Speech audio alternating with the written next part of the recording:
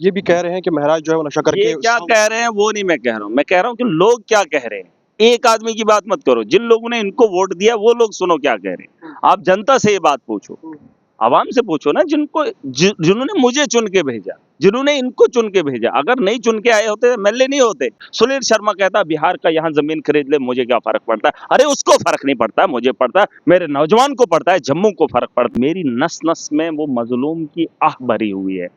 महराज जब खड़ा होता है मैं अपनी बात नहीं रखता हूँ, मेरे सामने चेहरा होता है, आवाम का चेहरा होता है, मेरे सिर्फ अल्फाज होते हैं, दर्द आवाम का होता है सीने में, मैं उगलता हूँ। और वो उन लोगों का दर्द होता है, मेरे सामने उनका आईना होता है, मैं सिर्फ अक्कासी करता हूँ। और वो अक्कासी अपनी नहीं, वो दर्द मेरा नहीं है, वो आवाम का है।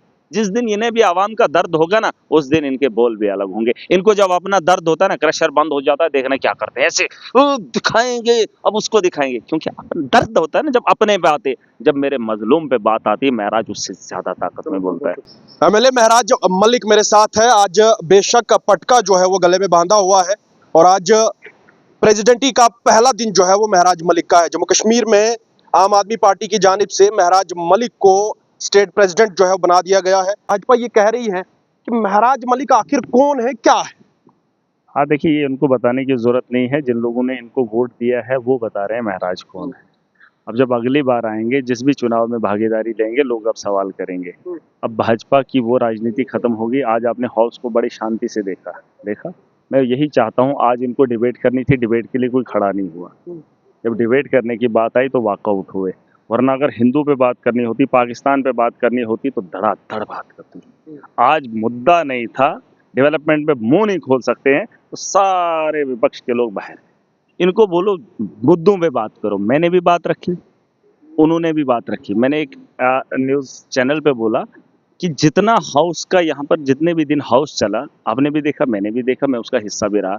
ये जो बाकी लीडर्स हैं, उन्होंने उस हाउस के अंदर क्या बोला और महराज ने क्या बोला, अगर लोग बोलेंगे, उसका कंपैरिजन करेंगे, बोलेंगे महराज को कोई पता नहीं, तो मैं सियासत छोड़ दूंगा। अगर वो मुझसे बेहतर डिलीवर किए हों आवाम के मसले, अगर मैं आवाम के मसले उनसे बेहतर किया हूं, तो फिर मुझे उनको बताने की जरूरत नहीं मैं कौन हूं। उनके लोग बताएंगे कि यार महराज की तरह काम करो, और वो वक्त आएगा, ये ना माने, इनको लोग मनवाएंगे, लोग मजबूर करेंगे कि महराज की तरह अगर काम करोगे तो वोट मिलेंगे, अगर नहीं करोगे तो वोट नहीं पड़ेंगे। ये भी कह रहे हैं कि महराज जो है वो नशा करके ये क्या कह रहे हैं वो नहीं मैं कह रहा हूँ, मैं कह रहा हूँ कि लोग क्या कह रहे हैं। एक आदमी की बात मत करो, जिन लोगों ने इनको वोट दिया वो लोग सुनो क्या कह रहे हैं। आप जनता से ये बात पूछो, आवाम से पूछो ना, जिन्होंने मुझे चुन के भेजा, जिन्होंने इनको चुन के भेजा। अगर नहीं चुन के आए होते, एमएलए नहीं होते, तो चुनने वाले जज आवाम है। और आज आवाम मेरे हक में मेरे साथ खड़ी है, क्योंकि मैं उनके मुद्दे उठा रहा हूँ। और ये कोई पागलपन नहीं है, ये कोई नशे में होकर की हुई बात नहीं है।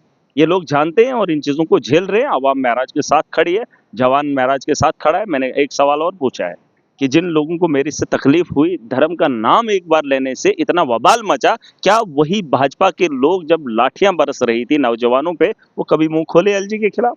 महराज के खिलाफ बोलने के लिए इन्होंने पोस्टर तक निकाल दिए, जलाने के लिए महिलाओं को साथ, नौजवानों को साथ खड़ा करके नारे भी लगवाए। क्या उन नौजवानों को इंसाफ देने के लिए 10 साल उन्होंने कभी मुंह खोला? अरे महराज की बात इतना कौन सा ब्लंडर हो गया, और ये धर्म को इस तरीके से लोगों के अंदर फैलाते, मुझे तो इसका अंदाजा नहीं था। मैं चाहता हूं कि इसी तर्ज पे नौजवानों के मुद्दे उठाएं भाजपा के लोग। ठीक है, धर्म को बचाना, आप रक्षक हो, ठीक है, लेकिन उस धर्म के नौजवानों की रक्षा किसके हाथों में? आप नशे में उसको धुत करना चाहते हो, उनके बारे में बात नहीं करोगे। अरे जिनका धर्म है, अरे उनको धर्म भूल रहा है, नशे की लत लगाई है, उन्होंने एजुकेशन हासिल की है, और उस एजुकेशन से क्या फायदा उनको मिला? तुमने रेत का माफिया लाया, तुमने पानी का माफिया लाया, तुमने चिनाब का माफिया लाया, तुमने ब्यूरोक्रेसी का माफिया लाया। इन्होंने आईआईएम की बात की, मैंने आज आईआईएम का खुलासा किया। इन्होंने एम्स की बात की, पूछो जम्मू कश्मीर के लोगों को क्या रिजर्वेशन है। सुनील शर्मा कहता बिहार का यहाँ जमीन खरीद ले, मुझे क्या फर्क पड़ता है। अरे उसको फर्क नहीं पड़ता है, मुझे पड़ता है, मेरे नौजवान को पड़ता है, जम्मू को फर्क पड़ता है, कश्मीर को शायद बाद में पड़े। लेकिन जम्मू को कितना नुकसान हुआ ये तो बीजेपी के एमएलए खुद बता कर गए कि लखनपुर पे टोल टैक्स लगाओ, वरना जम्मू के जो मार्केट है वो खत्म हो गई। आप इस वक्त यहाँ चले जाओ, ये जो मार्केट है, रघुनाथ बाजार है, कनक मंडी है, वहां जाओ, क्या हालात है। आज कोई भी नहीं, दरबार मुंह नहीं करवा पाए। दरबार मुंह से यहाँ का मार्केट बनता था, यहाँ की खूबसूरती बनती थी। बीजेपी क्या कर रही है, ये इनको बोलो कि महराज के खिलाफ पुतले जलवाए, लेकिन उन नौजवानों के बारे, उस जम्मू के बारे में तुमने क्या किया? कहा यह भी जा रहा है कि नेशनल कॉन्फ्रेंस ने महराज मलिक को एक मोहरा बना के जो है वो हाउस में लाया है देखिए, मैं मोहरा और वो आवाम- माहौल जो है वो खराब करते हैं। मैं मोहरा आवाम का हूँ। जब मैं आज मुझे बड़ी खुशी हुई कि आज विपक्ष और पक्ष आराम से सुन रहा था। आज ये जो मंत्रिमंडल में थे उनको तकलीफ हुई जरूर, लेकिन विपक्ष तालियां बजा रही थी, लेकिन वो समझ ही नहीं पा रहे थे कि उन्होंने सोचा कि मैडम ने बोला महराज को नहीं, आपको ये नहीं बोलना चाहिए। मैंने श्यामलाल, वो जो बीजेपी का खुद भाग गया, वो खुद कह रहा है कि ब्यूरोक्रेट्स गलत जवाब दे रहे हैं, सरकार गलत जवाब दे रही है। एनसी का एमएलए खुद बोल रहा है कि सरकार गलत ये प्रोसीडिंग हुई है, ये वीडियो बना है, ये मैं नहीं कह रहा हूँ।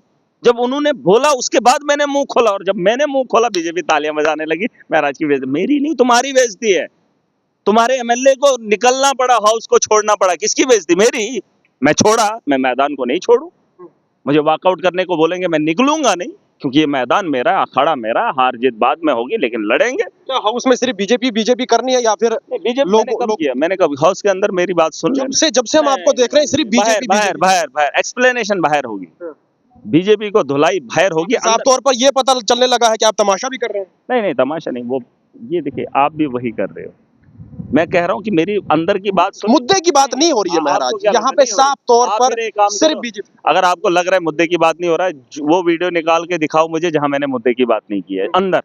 अंदर फिर बाहर मैंने क्या किया वो बात की बात है, लेकिन हाउस के अंदर मेरा वक्त कीमती है। मैं 3 मिनट के अंदर मैं कैसे बोलता हूँ, मैं तकरीर नहीं करता हूँ, मैं वहां लोगों के मुद्दे ऐसे गिनाता हूँ, मुझे तो पता ही नहीं चलता कितने मुद्दे छूट जाते हैं। मैं कोशिश करता हूँ 3 मिनट के अंदर पूरे इलाके की, जम्मू कश्मीर की अक्कासी करूँ, लेकिन नहीं हो पाता है। फिर बाहर आकर मैं एक्सप्लेन करता हूँ, फिर अच्छे से विस्तार से समझाता हूँ। आप अंदर की मेरी जितनी भी वीडियोस हैं वो निकाल के देख लो, कहाँ मैंने गलत बोला, कहाँ मैंने भाजपा के खिलाफ बोला, कहाँ मैंने नौजवानों और जम्मू कश्मीर की बेहतरी के लिए नहीं बोला। ये चीज आपको भी देखनी चाहिए। अगर मैंने बोला तो बोलो इनको कि महराज सही बोल रहा है। मैंने आज भी अपनी बात रखी। आज के हाउस की बात उठा के देख लेना, कोई भी एमएलए, चाहे अपोजिशन का हो या सरकार का हो, अगर मेरे से बेहतर किसी ने यहाँ पर बात रखी हो, मेरे से बेहतर, मैं आज की बात कह रहा हूँ, तो महराज सियासत छोड़ देगा। कहा यह भी जा रहा है, सुनने को मिल रहा है कि महराज मलिक का संतुलन भी ठीक नहीं। वो बात की बात है, संतुलन अगर नहीं भी ठीक है, लेकिन बात मैं जो कह रहा हूँ वो पते की कर रहा हूँ। नहीं, अगर जम्मू कश्मीर की असेंबली में मैं दावे के साथ कह रहा हूँ आज की डेट का,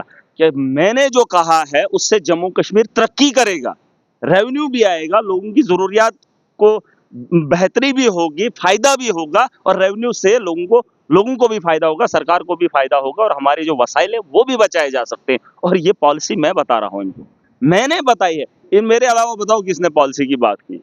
मेरे अलावा बताओ ना। और मुझे कह रहे हैं इसके पास दिमाग नहीं है। अरे जिसके पास दिमाग नहीं होता वो पॉलिसी नहीं बना सकता। आखिर में ये जानना चाहूंगा कि ये इतनी एनर्जी कहाँ से आती है? अरे ये एनर्जी देखिए, एक होटल वाला होता है, होटल वाला, वो उसको आपने देखा है कितने लोगों को वो खाना खिलाता है दिन को? मैं छोटी सी मिसाल दूंगा, या एक दुकान पे बैठने वाला शख्स, वो बुजुर्ग हो या नौजवान हो, वो कितने घंटों दुकान की उस गद्दी पे बैठता है। अगर आपको बैठने को बोलेंगे, आप बैठेंगे? नहीं बैठेंगे। चाहे उधर आपको कितना ही पैसा मिला, आप खड़े खड़े भी नहीं रहे। कुछ लोगों को खड़े रहने की आदत हो जाती है, महराज को बोलने की आदत हो गई है। मेरी नस नस में वो मजलूम की आह भरी हुई है। महराज जब खड़ा होता है, मैं अपनी बात नहीं रखता हूँ, मेरे सामने चेहरा होता है, आवाम का चेहरा होता है, मेरे सिर्फ अल्फाज होते हैं, दर्द आवाम का होता है सीने में, मैं उगलता हूँ, और वो उन लोगों का दर्द होता है, मेरे सामने उनका आईना होता है, मैं सिर्फ अक्कासी करता हूँ। और वो अक्कासी अपनी नहीं, वो दर्द मेरा नहीं है, वो आवाम का है। जिस दिन इन्हें भी आवाम का दर्द होगा ना, उस दिन इनके बोल भी अलग होंगे। इनको जब अपना दर्द होता है ना, क्रशर बंद हो जाता है, देखना क्या करते हैं, ऐसे दिखाएंगे, अब उसको दिखाएंगे, क्योंकि दर्द होता है ना जब अपने पे आते। जब मेरे मजलूम पे बात आती है, महराज उससे ज्यादा ताकत में बोलता है।